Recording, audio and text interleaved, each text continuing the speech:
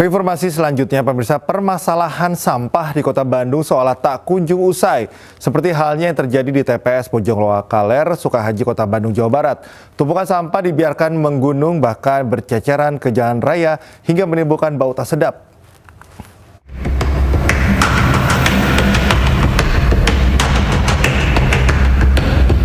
Puluhan gerobak sampah di sepanjang jalan Babakan Ciparai, Kota Bandung ini bukan sengaja diparkir, melainkan sampah-sampah warga.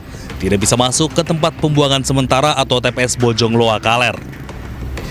Sudah hampir sepekan, TPS Bojongloa Kaler penuh dan tidak ada lagi lahan pembuangan sampah. Akibatnya, sampah rumah tangga, makanan busuk, hingga barang-barang tidak terpakai bertumpuk hingga menimbulkan bau tak sedap. Selain itu, banyaknya warga yang membuang sampah di sepanjang jalan Babakan Ciparai membuat sampah semakin menumpuk. Dengan volume sampah sebanyak ini, petugas TPS tak bisa berbuat banyak. Yang saya tahu dari sampah Caringin juga kiriman ke sini ada. Ya pagi lihat-lihat sampah dari Caringin banyak. Akibat mengeluarkan bau tak sedap, warga mulai terganggu aktivitas sehari-hari. Warga berharap pengangkutan sampah di TPS Bojongloa Kaler segera dilakukan agar tumpukan sampah tidak semakin menggunung. Dari Bandung, Jawa Barat, Billy Maulana, iNews melaporkan. Pemirsa, seorang pria kehilangan mobil dan harta bendanya saat mabuk hingga tak sadarkan diri di kawasan Badengan Tambora, Jakarta Barat. Pelaku yang sempat menawarkan mobilnya di akun media sosial akhirnya tertangkap.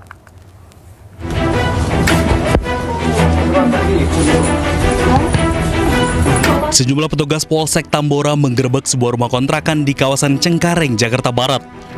Kedatangan polisi yang mendadak dan membawa senjata api membuat pelaku tak berkutik. Tanpa perlawanan, pelaku langsung dibawa ke Mapolsek Tambora berikut barang bukti mobil hasil curiannya. Menurut polisi, pelaku ditangkap lantaran membawa kabur mobil sedan premium saat pemiliknya tergeletak di pinggir jalan dengan kondisi mabuk dan tak sadarkan diri.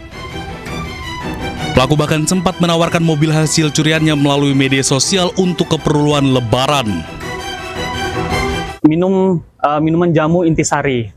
Namun beberapa menit setelah minum jamu tersebut, orang tersebut tidak sadarkan diri. Kemudian seorang pelaku itu tidak sengaja melihat korban tersebut dalam keadaan mabuk.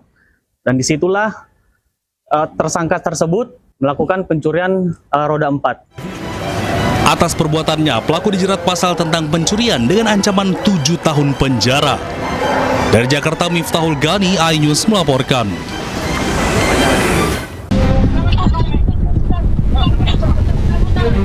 Kejar-kejaran antara mobil polisi dengan kurir narkoba ini terjadi di Jalan Lintas Sumatera sejauh lebih dari 30 km di Desa Air Teluk Kiri, Kecamatan Truk Dalam, Asahan, Sumatera Utara. Banyaknya truk dan bus yang melaju bersamaan membuat polisi sempat kesulitan menghentikan mobil pelaku.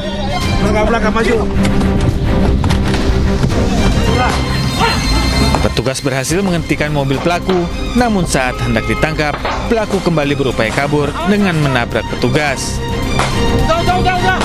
Pelaku akhirnya benar-benar bisa dihentikan usai petugas menembak ban mobil pelaku.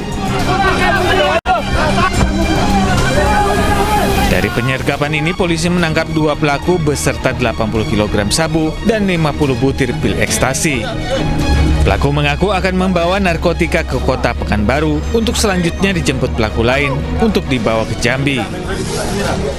Para bandar yang menguasai yang memerintahkan mereka untuk memasang satu aplikasi di download, perintahnya seperti itu, dan selama perjalanan harus posisi on, kan? Dengan menggunakan aplikasi Alfred Kamera. Lebih 2 hari 2 malam berarti sudah gagal, ataupun berarti sudah terjadi sesuatu. Kedua pelaku dibawa ke Mapolrestabes Medan untuk dilakukan pemeriksaan lebih lanjut dan terancam hukuman di atas 10 tahun penjara. Polisi kini tengah mendalami keterangan kedua pelaku untuk meringkus pelaku-pelaku lain yang terlibat dalam praktek peredaran narkoba jaringan internasional ini. Dari Medan, Sumatera Utara, Adi Palapa Harahap, iNews melaporkan. Mamuju Tengah, proses mediasi dilakukan dan perwakilan kedua kelompok sepakat damai. Polisi menegaskan kasus ini masih didalami dan proses hukum tetap berjalan. Mulai dari tadi malam situasi sudah kondusif dan pagi ini juga kita sudah melaksanakan pertemuan kembali. Kita menyepakati bahwa proses hukum tetap berjalan walaupun perdamaian ada, tapi proses hukum tetap jalan. Jadi kita sama-sama sepakat masing-masing pihak meredam kelompoknya masing-masing, tidak saling memprovokasi lagi, situasi tetap kondusif, penanganan perkara penegakan hukumnya diserahkan kepada polisi. Kapolres berharap kesepakatan damai yang telah ditandatangani menjadi titik akhir konflik antara kedua kelompok. Dari Mamuju Tengah, Sulawesi Barat, Wahid Ainus melaporkan. Pemirsa, 2 pelaku pencuri motor diringkus unit Ranmor Polrestabes Palembang, Sumatera Selatan. Sempat terjadi kejar-kejaran saat dilakukan penangkapan lantaran pelaku kabur melalui paralon penginapan. Kau dengan siapa? Woi, kau dengan siapa malingnya? Apa maling apa, Pak? Maling motor. Demi Allah tidak, Pak. Tidak ada maling motor. Kalian di hotel kan? Setelah masuk dalam target operasi sikat musi, 2 pelaku curanmor yang meresahkan warga Palembang berhasil diringkus unit Ranmor Polrestabes Palembang. Penangkapan pelaku sempat mengalami kesulitan lantaran pelaku mencoba kabur melalui paralon penginapan. Aksi kedua sahabat ini terakhir terjadi pada 14 Februari 2006 di Jalan Sakip Tengah, Kecamatan Kemuning, Palembang. Pelaku membawa kabur motor korban yang terparkir di samping rumahnya hingga korban alami kerugian 16 juta rupiah. Ada 9 tempat kejadian yang untuk wilayahnya masih seputaran di kota Palembang ya.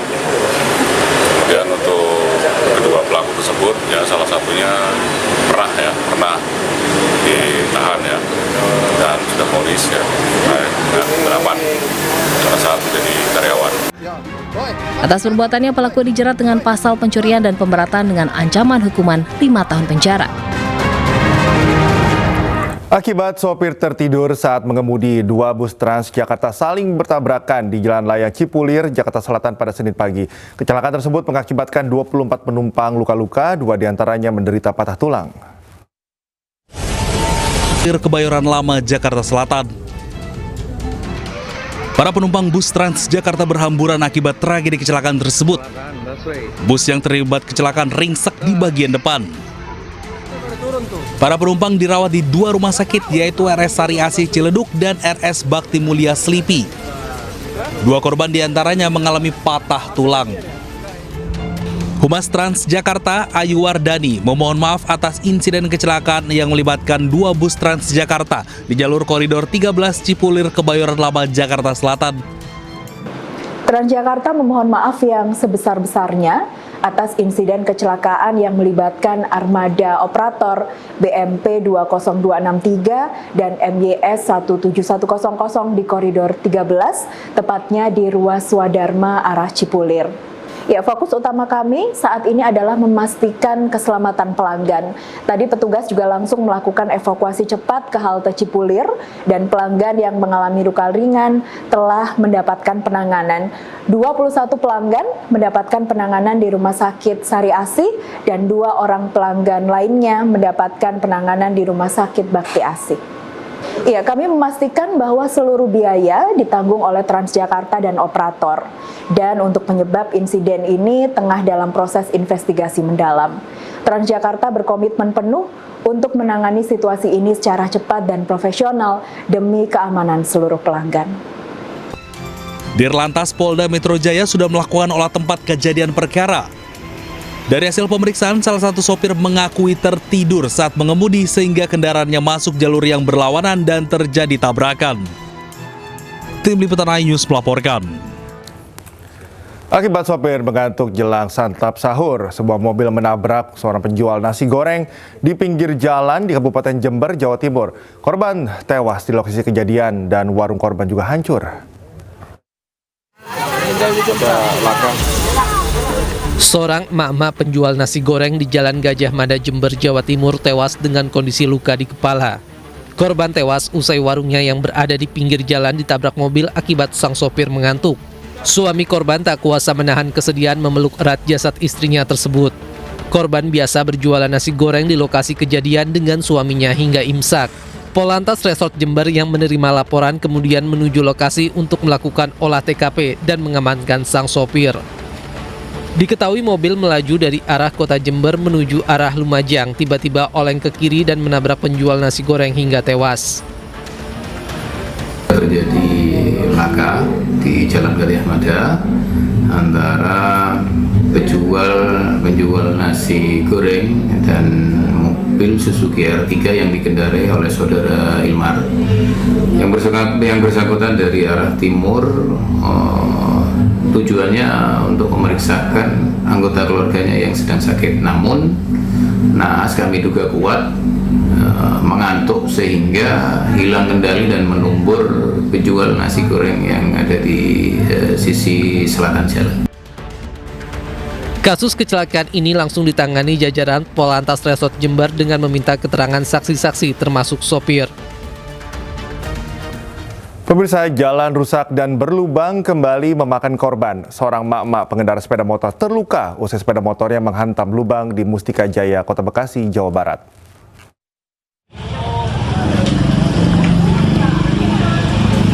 Seorang emak-emak pengendara sepeda motor terjatuh saat melintas di jalan rusak dan berlubang di Jalan Caringin, Kelurahan Mustika Sari, Kecamatan Mustika Sari, Kota Bekasi, Jawa Barat.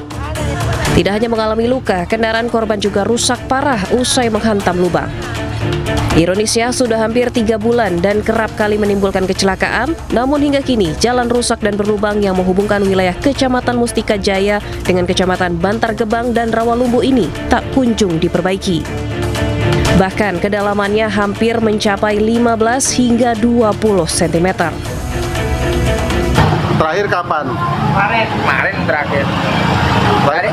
Hari ini nggak ada. Kemarin pokoknya hampir tiap hari. Hampir setiap hari ada aja yang jatuh. Tiap hari.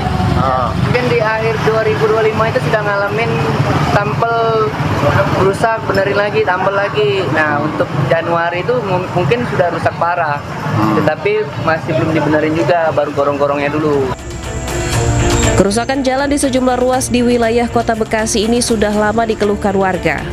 Mereka pun berharap segera ada perbaikan jalan, terlebih beberapa pekan ke depan, jalan protokol akan ramai oleh para pemudik. Dari Bekasi, Jawa Barat, Rahmat Hidayat, iNews melaporkan. Setelah buron 3 bulan, pelaku pencuri kelapa sawit sekaligus menganiaya petugas keamanan berhasil diamankan di rumahnya di Rokan Hilir, Riau. Pelaku tak berkutik saat petugas tim unit Jatandra Satreskrim Polres Asahan menangkapnya.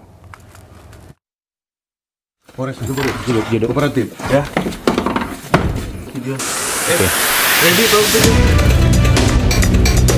Pria paruh baya ini terpaksa tidak bisa melanjutkan tidurnya setelah tim unit Jatandra Satreskrim Polres Asahan menangkapnya.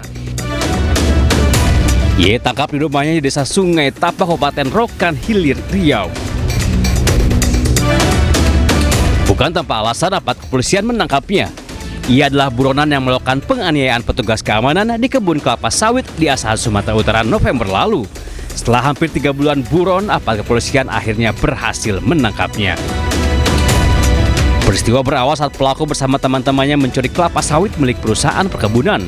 Setelah kepergok, mereka mencoba melawan dan melukai petugas keamanan. Berawal di bulan November, pada saat tim security dan pengamanan melakukan patroli menemukan para pelaku ini sedang mengambil buah kelapa sawit. Kemudian setelah dipergoki, tim pengamanan berhasil mengamankan mobil beserta barang hasil curiannya berupa jam-jaman buah kelapa sawit. Kini pelaku telah ditahan di Mapolres Asahan dan mengakui semua perbuatannya. Dari Asahan, Sumatera Utara, Ulil Amri, iNews melaporkan. Polda Maluku berkomitmen untuk mengusut kasus ini secara tuntas dan transparan agar Bribda Masias bisa segera diserahkan ke penuntut umum. Untuk proses hukum kita laksanakan Polres Tual yang melakukan pemeriksaan karena saksi-saksi banyak di sana sehingga untuk mempermudah prosesnya. Saya sudah berkoordinasi dengan Kajati melalui Wakajati dan laksana tingkat bawah juga koordinasi dengan JPU untuk pemberkasannya terus dilakukan pengawalan supaya cepat. Target saya sudah saya arahkan kepada yang di bawah Kapolres ini juga sudah mengawal untuk proses percepatan pemberkasannya. Insya Allah kalau ke hari Selasa, Rabu saya targetkan untuk diserahkan kepada Selain itu, Hinca Panjaitan, anggota Komisi 3 DPR RI, meminta Kapolri untuk segera mengadili pelaku dengan hukuman setimpal. Kuncinya ada di tangan Pak Kapolri. Pak Sigit segera ambil alih ini. Semua polisi yang sedang bertugas atau memegang jabatan tarik semua. Tarik semua, ada namanya Patsus. Ya. Taruh di situ, selidiki cepat sesuai dengan mekanismenya, lalu adili sesuai mekanismenya dan aturan mainnya. Masyarakat menunggu. Kita beri waktu kepada Pak Sigit untuk 1 bulan ini harus selesai.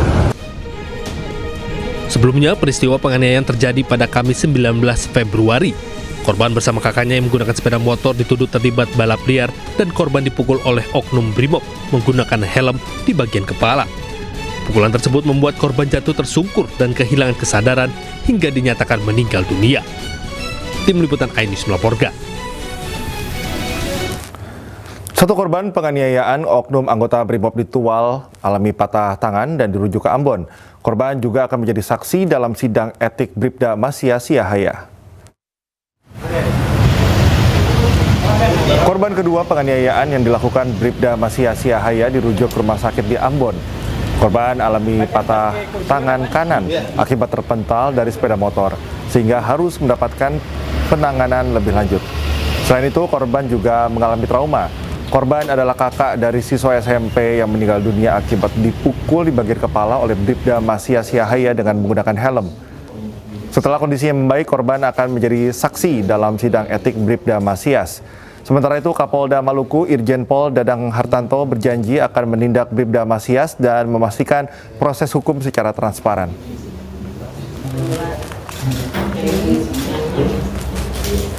Baru 2 bulan dilantik jadi polisi, anggota Dit Samapta Polda Sulawesi Selatan Bribda Dirja Pratama kembali ke rumah dalam kondisi tak bernyawa, diduga dianiaya seniornya. Usai diotopsi, jenazah dimakamkan dalam suasana haru dengan upacara militer.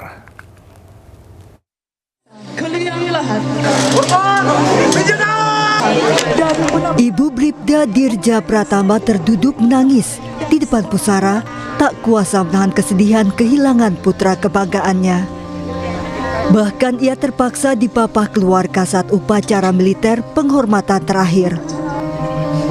Jenazah Bribda Dirja Pratama dimakamkan di TPU dekat rumahnya di Desa Pincara Patampanua, Kabupaten Pinrang, Sulawesi Selatan, Senin pagi. Di usia 19 tahun, baru 2 bulan dilantik menjadi polisi, Bribda Dirja pulang tak bernyawa, diduga dianiaya seniornya. Kematian Bribda Dirja meninggalkan luka mendalam, terutama aibda Jabir sang ayah yang juga anggota polisi. Harapan kami, kalau bisa anak kami Dirja Pratama kembarnya itu diterima dan lolos untuk meneruskan perjuangan daripada almarhum Buktinya sekarang sampai dinas.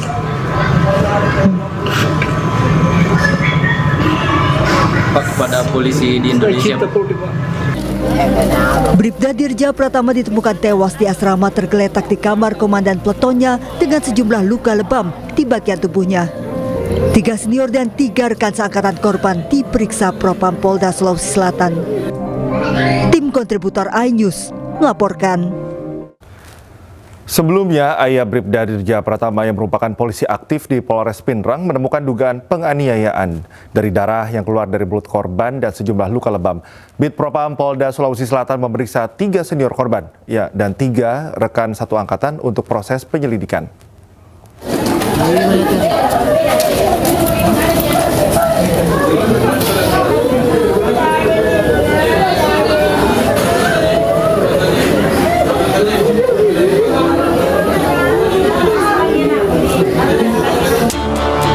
Keluarga Bribda Dirja Pratama menangis histeris di depan ruang Dokpol Polda Sulawesi Selatan, Rumah Sakit Bayangkara, Makassar. Bribda Dirja Pratama 19 tahun meregang nyawa diduga dianiaya senior di Mes Polda Sulawesi Selatan pada Minggu pagi. Ayah Bribda Dirja Pratama yang merupakan polisi aktif di Polres Pindrang mengatakan dugaan penganiayaan muncul setelah keluarga melihat adanya darah keluar dari mulut korban dan juga ditemukan sejumlah luka lebam. Sebelum dilarikan ke rumah sakit, korban juga diketahui tak tidur di barak, melainkan di kamar Danton. Kami akan proses untuk keadilan yang sesungguhnya. Apabila memang ada penganiayaan, kami serahkan penyidik Polda untuk mengungkap tuntas siapa pelaku. Bidang Propam Polda Sulawesi Selatan yang melakukan penyelidikan terkait indikasi dugaan penganiayaan terhadap korban oleh seniornya telah mengamankan sedikitnya 6 orang untuk dimintai keterangan. Masing-masing 3 anggota polisi yang merupakan senior almarhum dan 3 lainnya adalah satu angkatan almarhum yang juga tugas di Sabara Polda Sulawesi Selatan dan tinggal di mes yang sama. Dari Makassar, Sulawesi Selatan, Muhammad Nurboni, iNews melaporkan. Terkait kasus tewasnya seorang anggota polisi di Komplek Asrama Polisi Polda Sulawesi Selatan resmi menetapkan senior korban sebagai tersangka. Sudah mengamankan 1 orang tersangka sesuai dengan pengakuan yang dilakukan. Namun kita tidak percaya begitu saja karena kami masih melihat keterlibatan lainnya. Saat ini secara intensif kami memeriksa lagi 5 orang lagi. Keterkaitannya seperti apa? Keinformasi selanjutnya, pemirsa, Polda Maluku menggelar sidang kode etik Bribda Masya Siahaya yang diduga menganiaya siswa. Sebelumnya, pemirsa, anggota Brimob Polda Maluku Bribda Masya Siahaya ditetapkan sebagai tersangka dalam kasus dugaan penganiayaan seorang siswa hingga meninggal dunia. Meski demikian, DPR RI meminta Kapolri untuk segera mengadili pelaku dengan hukuman setimpal.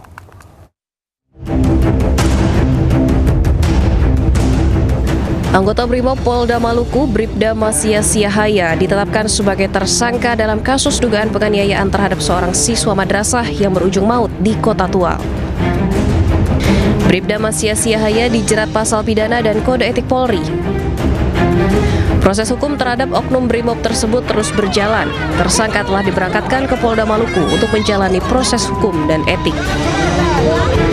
Sementara pasca kejadian, DPR RI menyebut kasus penganiayaan tersebut sangat meresahkan, apalagi dilakukan oleh oknum penegak hukum. Dalam hal yang sama, DPR RI juga meminta Kapolri untuk segera mengadili pelaku dalam waktu 1 bulan. Kuncinya ada di tangan Pak Kapolri. Pak Sigit segera ambil alih ini.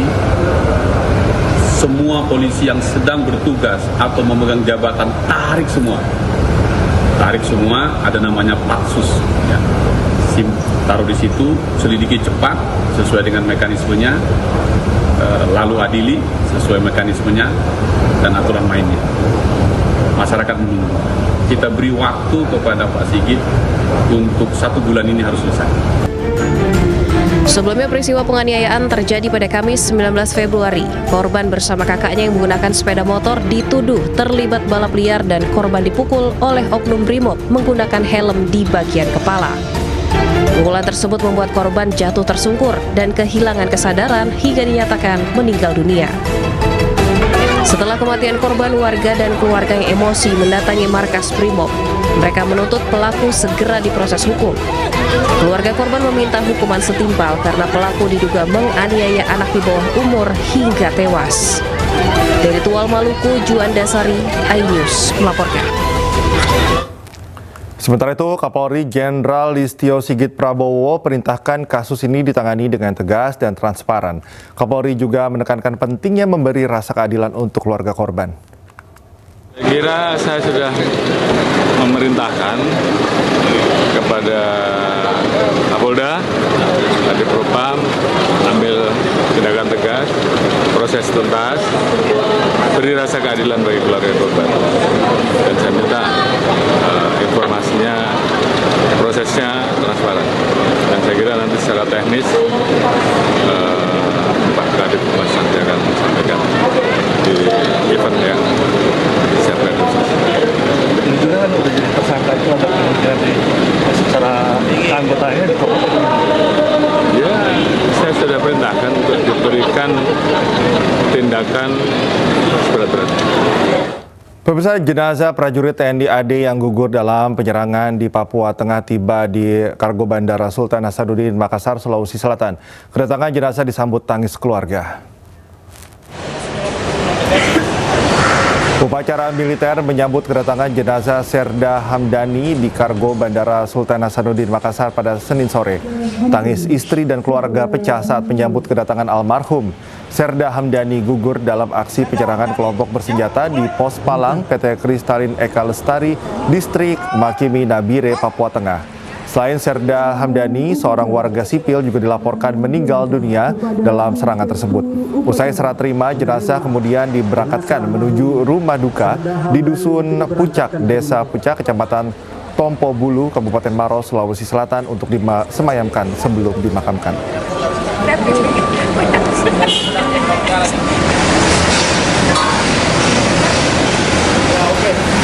Wakil Ketua DPR RI Sufmi Dasko Ahmad meminta pemerintah menunda rencana impor 105.000 unit mobil pickup dari India. Permintaan penundaan tersebut disampaikan menyusul kunjungan kerja Presiden Prabowo Subianto ke luar negeri. Rencana impor sebanyak 105.000 unit pickup 4x4 dan kendaraan niaga dari India ini senilai 24,66 triliun rupiah. Kendaraan ini akan digunakan untuk operasional Koperasi Desa Merah Putih. Kebijakan ini didorong oleh faktor harga, kualitas, serta ketersediaan produk serupa di dalam negeri yang masih terbatas. Namun menurut Dasko, keputusan strategis tersebut perlu ditunda, mengingat Presiden Prabowo masih berada di luar negeri. Rencana untuk impor 105.000 mobil pickup dari India, saya sudah menyampaikan pesan kepada pemerintah untuk rencana tersebut ditunda dulu, mengingat Presiden masih di luar negeri. Tentunya Presiden pada saat pulang akan membahas detail-detail mengenai impor tersebut, dan tentunya juga Presiden akan meminta pendapat dan mengkalkulasi kesiapan dari perusahaan dalam negeri. Nah, sehingga kami sudah menyampaikan pesan untuk. Pemirsa, suasana haru mewarnai persidangan kasus penyelundupan 2 ton sabu di Pengadilan Negeri Batam. Keluarga terdakwa yang hadir di persidangan tak kuasa menahan tangis dan yakin terdakwa tidak bersalah.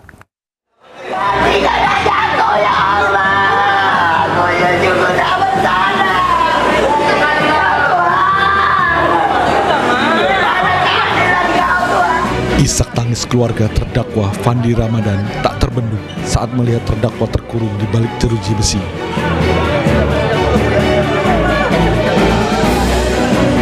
Tak hanya keluarga, puluhan rekan terdakwa juga turut hadir guna menyaksikan sidang dengan agenda pledoi di Pengadilan Negeri Batam.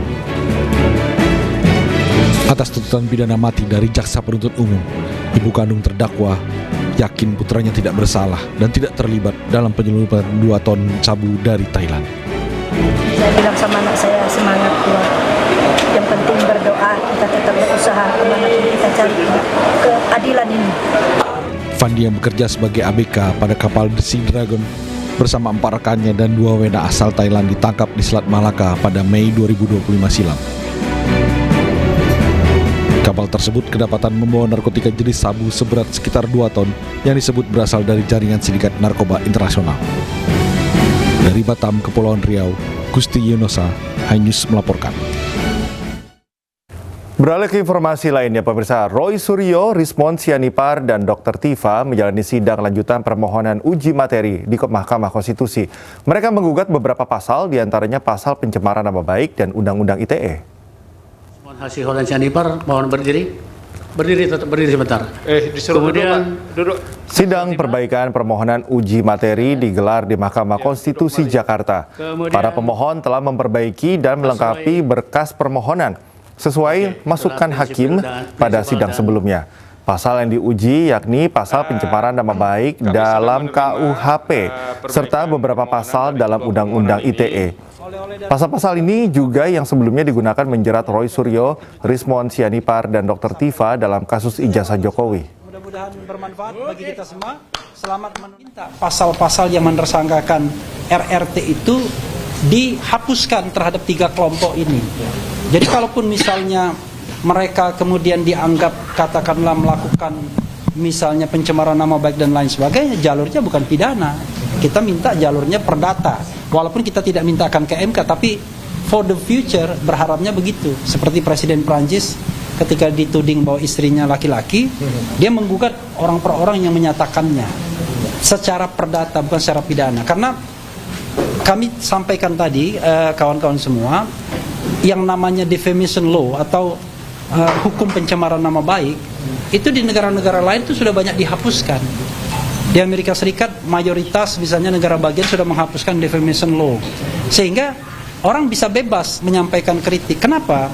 Dengan adanya hukum pencemaran nama baik, fitnah, kemudian ujaran kebencian dan lain sebagainya, memunculkan efek ketakutan hukum. Intinya itu adalah memperinci apa yang ada pada detail undang-undang atau aturan yang kita koreksi, termasuk kita menghilangkan satu tadi ya, yang di pasal 32 ayat 2 di Undang-Undang ITE, yang itu tidak disangkakan kepada kami ya. Tapi sekali lagi saya menandaskan apa yang disampaikan oleh Dr. Tifa dan nanti akan disampaikan oleh Dr. Rismon, bahwa ini insya Allah bermanfaat untuk seluruh masyarakat yang memang terwakili ke dalam 3 jenis pemohonan tadi ya. Jadi artinya kepada aktivis, akademisi, peneliti, dan aktivis.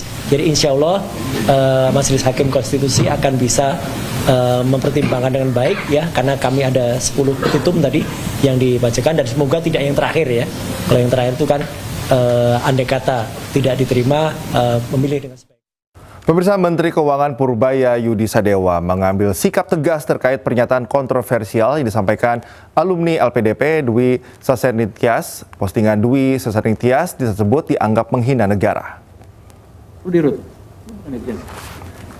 Jadi Pak Dirut ini bosnya LPDP. Menteri Keuangan Purbaya Yudi Sadewa menyesalkan perilaku dari penerima beasiswa LPDP Dwi Sasenitias yang memposting status warga negara anaknya dan memberikan pernyataan kontroversial. Purbaya meminta masyarakat yang menerima beasiswa LPDP tidak seenaknya dan tidak menghina negara. Pasalnya uang LPDP yang diberikan adalah uang dari pajak dan utang negara. Purbaya meminta uang LPDP dikembalikan beserta bunganya dan akan blacklist nama tersebut. Cukup aku aja yang WNI, anak-anakku jangan. Kita usahakan anak-anak. Saya harapkan ke depan teman-teman yang dapat pinjaman LPDP, ya kalau mau nggak seneng yang nggak seneng, tapi jangan menghina-hina negara lah. Jangan begitu. Itu uang dari pajak dan sebagian dari utang yang kita sisihkan untuk memastikan SDM kita tumbuh. Tapi kalau dipakai untuk menghina negara, ya kita minta uangnya dengan bunganya kalau gitu. Nanti saya akan blacklist dia. Di seluruh pemerintahan nggak akan bisa masuk. Nanti kan kita lihat blacklist yang lain seperti apa. Jadi jangan menghina negara Anda sendiri. Lu sekolah biaya siapa? Jadi saya sekolah pakai uang sendiri. Habis itu RATA uang sana juga. Setelah dokter ya pulang. Sebelumnya, unggahan seorang ibu asal Indonesia yang tinggal di Inggris yang bangga karena anaknya mendapat paspor asing viral di media sosial. Warganet ramai-ramai mengkritik karena ia dan suaminya adalah penerima beasiswa LPDP dari pemerintah Indonesia. Selama 4 bulan ke belakang nyampe juga. Ini paket bukan sembarang paket, isinya adalah sebuah dokumen yang penting banget yang merubah nasib dan masa depan anak-anakku. Kita buka ya. Inilah video dari pemilik akun @sasetyaningtyas. Postingannya terkait anaknya yang mendapat kewarganegaraan asing jadi perbincangan warganet. Hal ini lantaran statusnya dan sang suami sebagai mantan penerima beasiswa Lembaga Pengelola Dana Pendidikan alias LPDP. Setelah menerima amplop, ia menunjukkan ekspresi terharu dan menyebut ini paket bukan sembarang paket. Dirinya mendapatkan surat dari Home Office Inggris yang menyatakan bahwa anaknya yang kedua diterima menjadi warga negara Inggris dan menerima paspor secara resmi. I know the world seems unfair, tapi cukup aku aja yang WNI, anak-anakku jangan. Kita usahakan anak-anak dengan paspor kuat WNA itu. Let's go. Sejumlah netizen pun bahkan mencari tahu data riwayat pendidikan dan status LPDP pasangan suami istri tersebut. Sementara ia dan sang suami merupakan penerima program LPDP dari pajak rakyat. Namun kritikan warganet ini justru dibalas oleh Sasetya Ningtyas. Usai viral di media sosial, Sasetya Ningtyas pun mengunggah tulisan permohonan maaf. Ia menyebut video tersebut dibuat sebagai bentuk rasa kecewa dan frustasi sebagai WNI terhadap kondisi Indonesia hari ini. Tim Liputan iNews melaporkan. Kembali di iNews Malam, pemirsa, nekat terjang jalur aliran lahar Gunung Semeru. Seorang ayah dan anak terseret hingga 5 meter lantaran derasnya aliran lahar. Warga yang berada di lokasi dengan sigap menolong hingga tak sampai mengakibatkan korban jiwa. Ya Allah, ya Allah, ya Allah. Seperti inilah detik-detik menegangkan seorang ayah dan anaknya terseret banjir lahar Gunung Semeru. Di jalur aliran lahar Sungai Regoyo, Desa Jugosari, Kecamatan Candipuro, Lumajang, Senin pagi.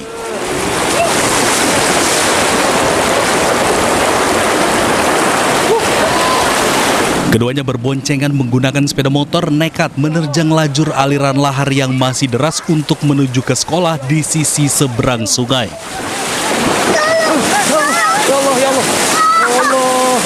Nah, sepeda motor yang dikendarai tergelincir hingga keduanya jatuh dan terseret sejauh kurang lebih 5 meter.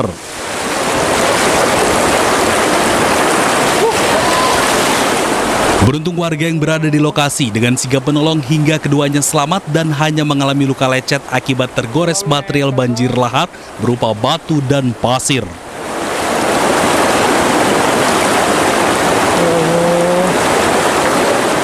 Sementara itu, sang anak yang bersekolah di SD Negeri 03 Jugosari tidak bisa berangkat ke sekolah lantaran baju dan peralatan sekolahnya basah dan rusak.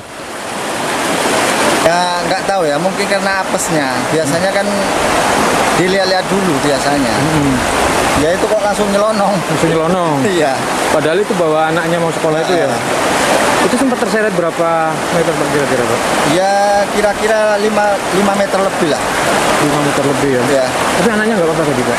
Ya alhamdulillah, cuma lecet di dengkulnya. Warga dusun Sumber Langsep memang kehilangan akses jembatan setelah beberapa tahun lalu jembatan putus tertimbun material banjir lahar Gunung Semeru.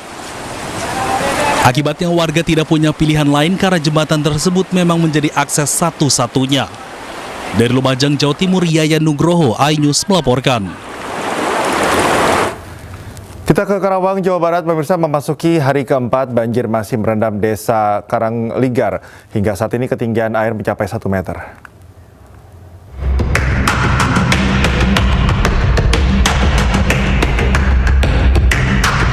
Pantauan di 2 titik lokasi menunjukkan genangan masih merata, menutup akses jalan dan perumahan yang hingga kini masih belum bisa dilintasi.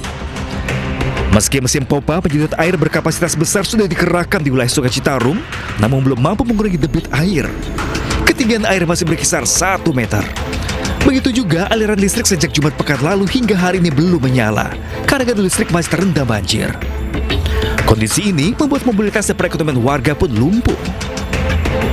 Untuk lokasi banjir Kampung Pangasinan untuk RT 02, 03, dan 04 belum bisa disuplai tegangan listrik dikarenakan ke belakangnya masih banyak yang terendam, Pak. Oh, ini juga ketinggiannya, iya. Ini ketinggian berapa nih? Ketinggian di atas 1 meter ini. Ini? Iya.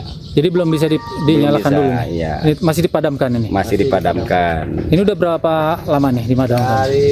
Pas kemarin aja. Kemarin. Hari Jumat ya? Pas tanggal 1 puasa ya?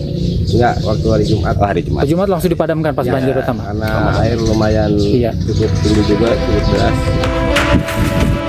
Petugas terus mengoperasikan pompa selama 24 jam non-stop dengan harapan debit air berangsur turun dalam beberapa hari ke depan. Bahkan belasan rumah panggung program KDM masih terkepung air di tengah permukiman. Rumah tersebut merupakan bagian dari program pembangunan yang digagas Deddy Mulyadi untuk menghindari banjir, namun kini justru berdiri di atas lautan banjir. Dari Karawang, Jawa Barat, Budi Setiawan, iNews melaporkan. Ratusan warga dari 2 desa di Kabupaten Bekasi, Jawa Barat berunjuk rasa di depan kantor pengembang perumahan Villa Kencana Cikarang. Warga menuntut pengembang mengatasi banjir yang merendam ratusan rumah warga hingga menyebabkan kerugian.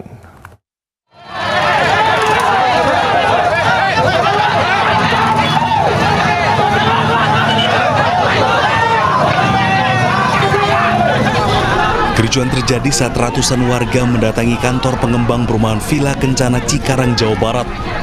Warga protes karena setiap musim penghujan, rumah warga yang berada di Desa Sukajadi dan Desa Karang Sentosa, Kecamatan Sukakarya, Kabupaten Bekasi, Jawa Barat, terendam banjir dengan ketinggian hingga 2 meter. Mereka menuntut pengembang mencari solusi mengatasi banjir yang berdampak pada tempat tinggal mereka pada saat musim penghujan yang sudah terjadi 3 kali di tahun 2026. Ada 8 tuntutan, Pak. 8 tuntutan, diantaranya tuntutan yang belum direalisasi dari banjir yang tahun 2023. Ya, dan sekarang banjir kembali selama 14 hari. Berarti 3 tahun ini 2 kali banjir dan 1 tahun ini udah 3 kali banjir. Kita minta solusinya supaya banjir itu nggak terus datang.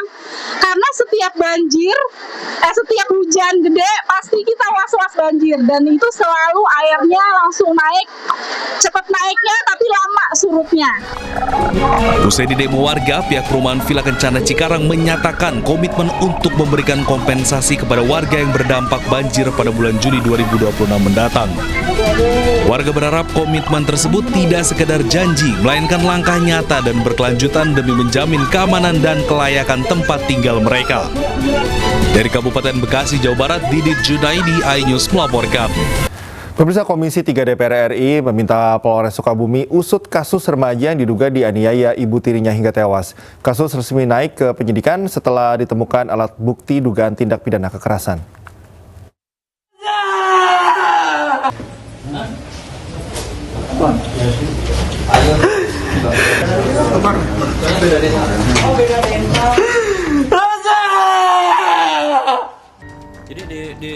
Ketua Komisi 3 DPR RI Habibur Rahman menyoroti kasus meninggalnya seorang anak berusia 12 tahun bernama Nizam Safei di Sukabumi, Jawa Barat. Korban meninggal dunia karena diduga dianiaya ibu tirinya. Ada siapa? Ya, dengerin. Ada siapa? Habibur Rahman meminta Polres Sukabumi teliti dalam mengusut kasus ini dan memastikan akan mengawal kasus ini hingga masuk persidangan. Komisi 3 DPR RI mengutuk keras kasus kekerasan yang mengakibatkan meninggalnya seorang anak bernama Nizam Safei usia 12 tahun. Kami meminta kepada Polres Sukabumi, Jawa Barat untuk mengenakan pasal 76C junto pasal 80 Undang-Undang Nomor 35 Tahun 2014 tentang perlindungan anak kepada pelaku yang mengakibatkan meninggalnya Nizam Safei.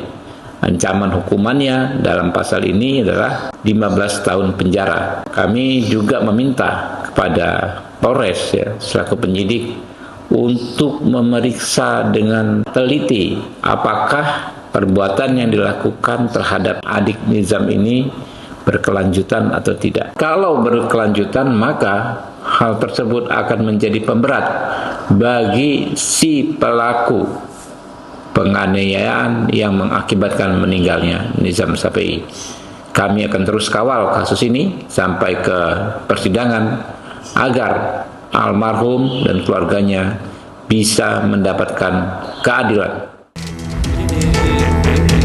Sebelumnya, kasus ini resmi naik ke tahap penyidikan. Polres Sukabumi menemukan sejumlah alat bukti yang mengindikasikan adanya dugaan tindak pidana kekerasan terhadap korban. Kapolres Sukabumi AKBP Samian menyampaikan polisi mengedepankan metode scientific crime investigation dan melakukan collaborative investigation dengan berbagai pihak.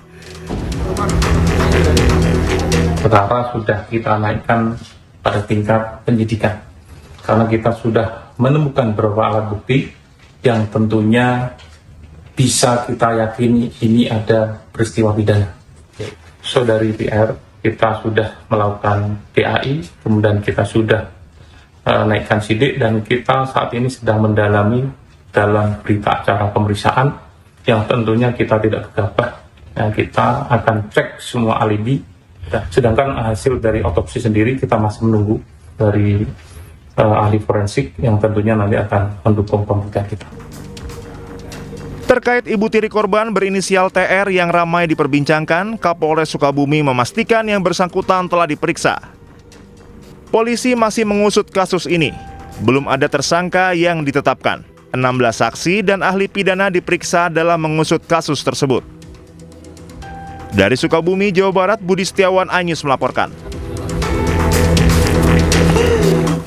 Sementara itu viral di media sosial diduga rekaman suara Teni Rida, ibu tiri Nizam Safei yang berharap tewasnya korban tidak diperpanjang. Apa dengan adanya diotopsi, dengan adanya dipiralkan, apa keuntungan buat saya? Yang namanya tahlil di kampung itu harus pakai uang, saya yang ngurusin. Apa ada netizen atau orang-orang yang merasa sok kasihan ke anak? Kalau kasihan, sok sumbang. Pokoknya ini kan gini Pak, kalau saya sih berharap ini tidak diperpanjang, tidak dipersulit, tidak dipermasalahkan.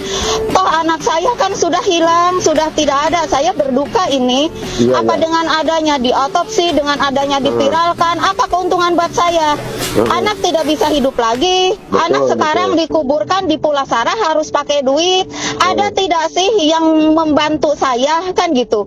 Jangan menjadi pahlawan kesiangan gitu. Giliran saya tahlil ke kiai yang ngali kubur, yang ini yang namanya tahlil di kampung itu harus pakai uang, saya yang ngurusin. Apa ada netizen atau orang-orang yang merasa sok kasihan ke anak? Kalau kasihan sok sumbang, urusin tuh sampai anak itu dikurbankan, diekakan, dikasih rumah pulasaranya, pusarannya di kuburan, kan harusnya begitu, bukan digoreng di media sosial begitu. Kalau benar-benar sayang ke anak, apalagi sekarang udah almarhum, sok doain, kasih rezeki, kasih wakaf untuk anak.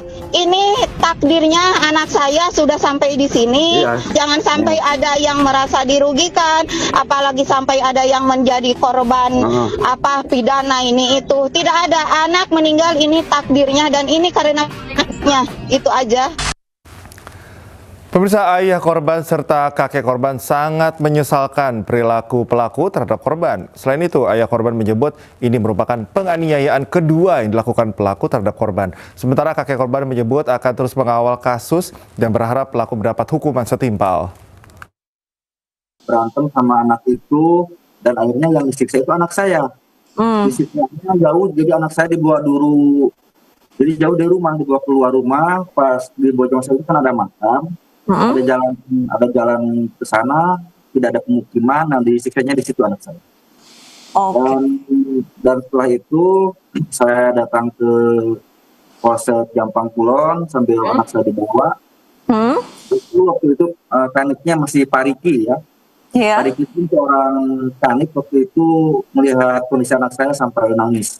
Jadi badannya semua memar-memar biru-biru dan yang akhirnya tidak berlanjut itu, sudah dilapor ke Polres, dilanjut ke PPA. Berarti ada saksi pada saat itu ya Pak ya, sang ibu tiri menganiaya Ananda waktu tahun lalu? Ada saksinya itu, anaknya itu, malah anaknya itu ikut mukul juga ke anak saya. Turut memukuli Ananda? Iya, jadi anak angkatnya dia itu ikut mukul anak saya juga. Ada suatu kemungkinan ya menunggu hasil informasi dari otopsi ya, dikarenakan kemarin untuk otopsi belum ada kepastian, katanya menunggu sampai 1 minggu ya dari kemarin ya, cuma kalau sekarang nggak tahu berapa hari lagi, mungkin sambil berjalan pemeriksaan yang lain-lain, saksi-saksi sambil menunggu yang informasi dari Jakarta itu. Pemirsa, sebelumnya seorang bocah 12 tahun kritis akibat luka bakar dan siraman air panas di sekujur tubuh. Korban akhirnya meninggal dunia setelah dirawat di rumah sakit selama 8 jam. Jadi ini pakai air panas atau dipukul aja?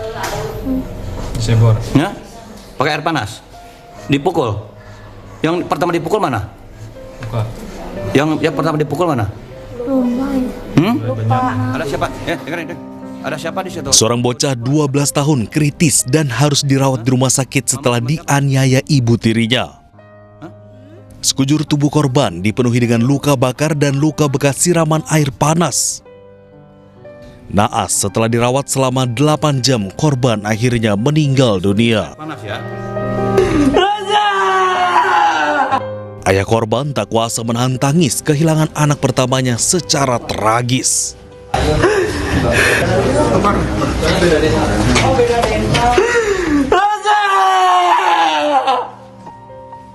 Ia mengungkapkan kekerasan terhadap putranya juga pernah terjadi tahun lalu, namun kejadian tersebut selesai dengan mediasi.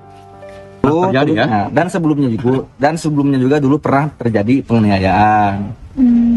Saya laporkan ke Polres Labuan Batu, ke PPA.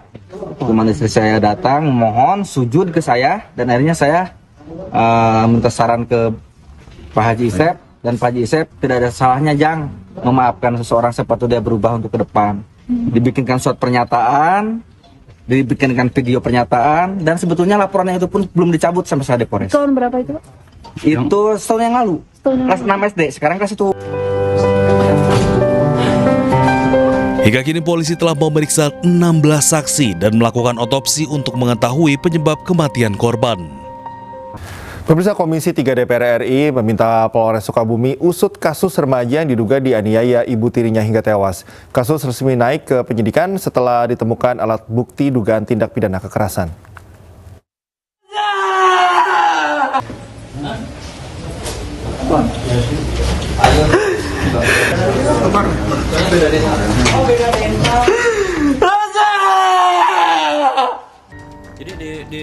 Ketua Komisi 3 DPR RI Habibur Rahman menyoroti kasus meninggalnya seorang anak berusia 12 tahun bernama Nizam Safei di Sukabumi, Jawa Barat.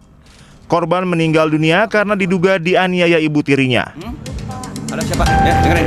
Ada siapa? Habibur Rahman meminta Polres Sukabumi teliti dalam mengusut kasus ini dan memastikan akan mengawal kasus ini hingga masuk persidangan. Komisi 3 DPR RI mengutuk keras kasus kekerasan yang mengakibatkan meninggalnya seorang anak bernama Nizam Safei usia 12 tahun.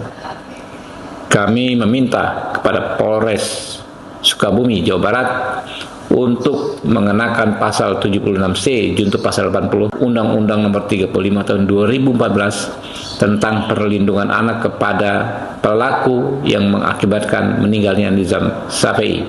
Ancaman hukumannya dalam pasal ini adalah 15 tahun penjara. Kami juga meminta kepada Polres selaku penyidik untuk memeriksa dengan teliti apakah perbuatan yang dilakukan terhadap adik Nizam ini berkelanjutan atau tidak. Kalau berkelanjutan, maka hal tersebut akan menjadi pemberat bagi si pelaku penganiayaan yang mengakibatkan meninggalnya Nizam Safei. Kami akan terus kawal kasus ini sampai ke persidangan agar almarhum dan keluarganya bisa mendapatkan keadilan. Sebelumnya, kasus ini resmi naik ke tahap penyidikan. Polres Sukabumi menemukan sejumlah alat bukti yang mengindikasikan adanya dugaan tindak pidana kekerasan terhadap korban. Kapolres Sukabumi AKBP Samian menyampaikan polisi mengedepankan metode scientific crime investigation dan melakukan collaborative investigation dengan berbagai pihak. Perkara sudah kita naikkan pada tingkat penyidikan karena kita sudah menemukan beberapa alat bukti yang tentunya bisa kita yakini ini ada peristiwa pidana. So dari PR kita sudah melakukan PAI, kemudian kita sudah naikkan sidik dan kita saat ini sedang mendalami dalam berita acara pemeriksaan yang tentunya kita tidak gegabah.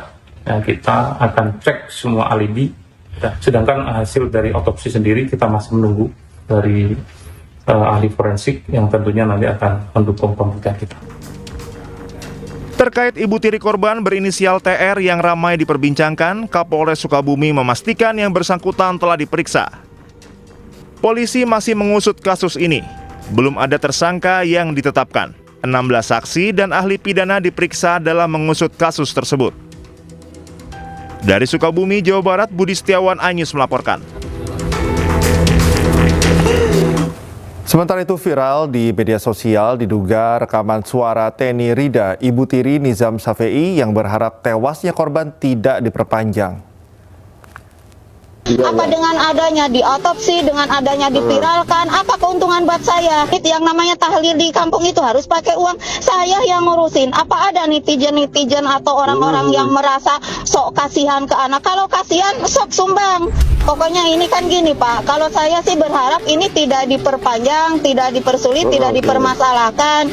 Toh anak saya kan sudah hilang, sudah tidak ada, saya berduka ini. Apa dengan adanya diotopsi, dengan adanya dipiralkan, apa keuntungan buat saya? Anak tidak bisa hidup lagi, anak sekarang dikuburkan di Pulasara harus pakai duit. Ada tidak sih yang membantu saya kan gitu? Jangan menjadi pahlawan kesiangan gitu. Giliran saya tahlil ke kiai yang ngali kubur, yang ini yang namanya tahlil di kampung itu harus pakai uang, saya yang ngurusin. Apa ada netizen atau orang-orang yang merasa sok kasihan ke anak? Kalau kasihan sok sumbang, urusin tuh sampai anak itu dikurbankan, diekakan, dikasih rumah pulasaranya, pusarannya di kuburan, kan harusnya begitu, bukan digoreng di media sosial begitu. Kalau benar-benar sayang ke anak, apalagi sekarang udah almarhum, sok doain, kasih rezeki, kasih wakaf untuk anak. Ini takdirnya anak saya sudah sampai di sini, jangan sampai ada yang merasa dirugikan, apalagi sampai ada yang menjadi korban pidana ini itu. Tidak ada, anak meninggal ini takdirnya dan ini karena anaknya, itu aja. Pemirsa, ayah korban serta kakek korban sangat menyesalkan perilaku pelaku terhadap korban. Selain itu, ayah korban menyebut ini merupakan penganiayaan kedua yang dilakukan pelaku terhadap korban. Sementara kakek korban menyebut akan terus mengawal kasus dan berharap pelaku mendapat hukuman setimpal. Berantem sama anak itu dan akhirnya yang disiksa itu anak saya. Disiksanya jauh, jadi anak saya dibawa dulu. Jadi jauh dari rumah, dibawa keluar rumah. Pas di Bojongsoang itu kan ada makam. Ada jalan ke sana, tidak ada pemukiman, nah disiksanya di situ anak saya. Dan setelah itu saya datang ke Polsek Jampang Kulon sambil anak saya dibawa. Waktu itu kaniknya masih Pariki ya. Pariki itu seorang kanik waktu itu melihat kondisi anak saya sampai nangis. Jadi badannya semua memar-memar biru-biru. Dan yang akhirnya tidak berlanjut itu, sudah dilapor ke Polres, dilanjut ke PPA. Berarti ada saksi pada saat itu ya Pak ya, sang ibu tiri penganiayaan Anda waktu tahun lalu? Ada saksinya itu, anaknya itu, malah anaknya itu ikut mukul juga ke anak saya. Turut memukuli Ananda? Iya, jadi anak angkatnya dia itu ikut mukul anak saya juga. Ada suatu kemungkinan ya menunggu hasil informasi dari otopsi ya, dikarenakan kemarin untuk otopsi belum ada kepastian, katanya menunggu sampai 1 minggu ya dari kemarin ya. Cuma kalau sekarang nggak tahu berapa hari lagi, mungkin sambil berjalan pemeriksaan yang lain-lain, saksi-saksi sambil menunggu yang informasi dari Jakarta itu. Pemirsa, sebelumnya seorang bocah 12 tahun kritis akibat luka bakar dan siraman air panas di sekujur tubuh. Korban akhirnya meninggal dunia setelah dirawat di rumah sakit selama 8 jam. Jadi ini pakai air panas atau dipukul aja? Disebor. Ya? Pakai air panas. Dipukul. Yang pertama dipukul mana? Luka. Yang pertama dipukul mana? Lupa. Ada siapa? Dengerin. Ada siapa di situ? Seorang bocah 12 tahun kritis dan harus dirawat di rumah sakit setelah dianiaya ibu tirinya. Sekujur tubuh korban dipenuhi dengan luka bakar dan luka bekas siraman air panas.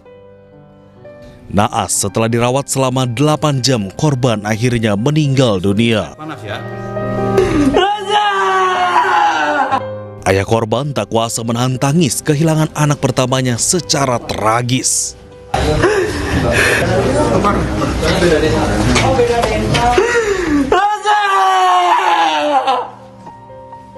Ia mengungkapkan kekerasan terhadap putranya juga pernah terjadi tahun lalu, namun kejadian tersebut selesai dengan mediasi. Terjadi ya? Nah, dan sebelumnya juga dulu pernah terjadi penganiayaan. Saya laporkan ke Polres Pelabuhan Batu, ke PPA. Kemudian istri saya datang mohon sujud ke saya, dan akhirnya saya minta saran ke Pak Haji Isep, dan Pak Haji Isep tidak ada salahnya Jang memaafkan seseorang sepatu dia berubah untuk ke depan. Dibikinkan surat pernyataan, dibikinkan video pernyataan, dan sebetulnya laporannya itu pun belum dicabut sampai saat di Polres. Tahun berapa itu, Pak? Itu setahun yang lalu, kelas 6 SD, sekarang kelas 1. Hingga kini polisi telah memeriksa 16 saksi dan melakukan otopsi untuk mengetahui penyebab kematian korban. Pemirsa, Meksiko hadapi kerusuhan massal di berbagai penjuru negeri pasca tewasnya pemimpin kartel narkoba generasi baru Jalisco, Nemesio El Mencho Oseguera. Warga diimbau berlindung hingga situasi aman.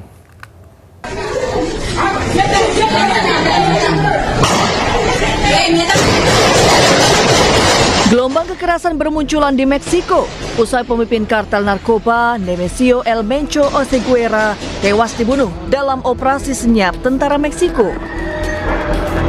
Kematian pemimpin kartel narkoba itu menyulut kerusuhan anggota kartel yang menjalar ke penjuru negeri.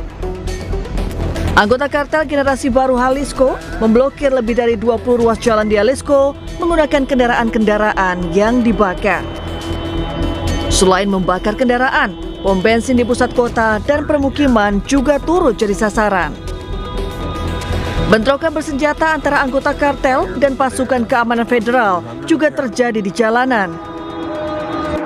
Sementara, kepanikan terjadi di Bandara Internasional Guadalajara di Jalisco, Meksiko, usai anggota kartel narkoba generasi baru Jalisco mencoba menguasai bandara dengan senjata api. Para penumpang di Bandara Internasional Guadalajara, Meksiko panik berlarian mencari keamanan. Untuk memastikan kerusuhan tidak kembali terjadi, petugas disiagakan di sejumlah ruas jalan. Sementara, pemerintah Meksiko mengimbau warganya untuk berlindung dan menghindari bepergian hingga situasi dipastikan aman.